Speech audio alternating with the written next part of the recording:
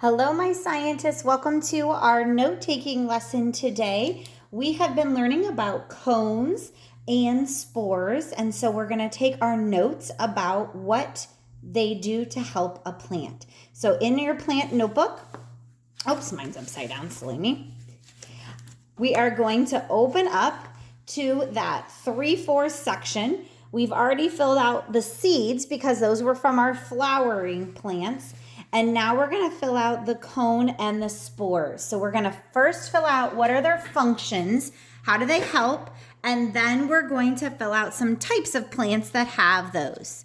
So we're going to start with the cone. I'm going to go ahead and fold back my little flap there. And we're going to start where it says, cones help the plant what? What is the function or the job of a cone? And it's to help that plant reproduce. Remember, make more of their kind. So to make more plants. A cone has scales on the outside.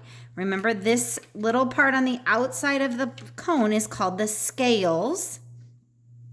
And on the inside are their seeds. They do have seeds in them. A cone makes seeds after it is pollinated. And remember, a cone doesn't have those brightly colored flowers to attract bees. So the cone actually makes its own pollen, or a pollen cone, and it just falls off onto the other cones below it. And that is how it gets pollinated. So it still needs pollen to make the seeds. And then once those seeds have been pollinated, those scales open up and the seeds come out. All right, let's put down some types of plants that make cones. So types of plants that make cones would be a pine tree, a spruce tree, that's a specific type. A redwood actually also makes cones.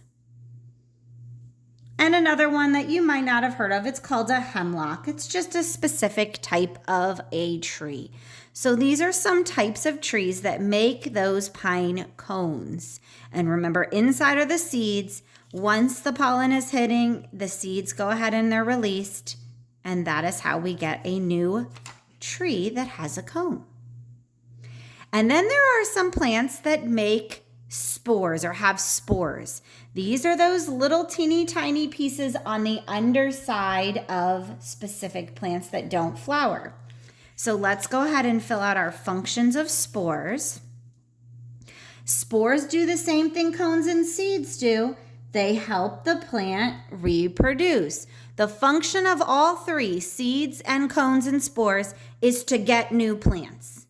Their job is to make new plants grow. Spores look like small particles of dust.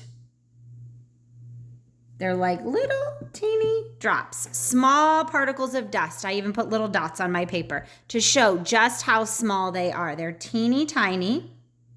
And where do I find s'mores? I would look underneath the leaf. Or the leaves. So I'm going to take a fern leaf or a moss leaf and I would look underneath it to find the spore cases. Remember, that's where the spores are held. It's like a little suitcase and they open up and the spore comes out. So they're found on the underneath of the leaves, and you should be watching the video that shows how they're released. There are two main types of plants that make spores. There are ferns. Now there's lots of different kinds of ferns, but all ferns, and mosses. And we're going to talk a little bit more about mosses when we talk about how we classify plants. But these are the two that you can look on the underside and find a spore. All right, so again, seeds, cones, and spores all help a plant to reproduce. Spores have no seeds and they don't need pollen. Seeds and cones need pollen and they have obviously seeds to make new ones. but all three help a plant to grow new plants.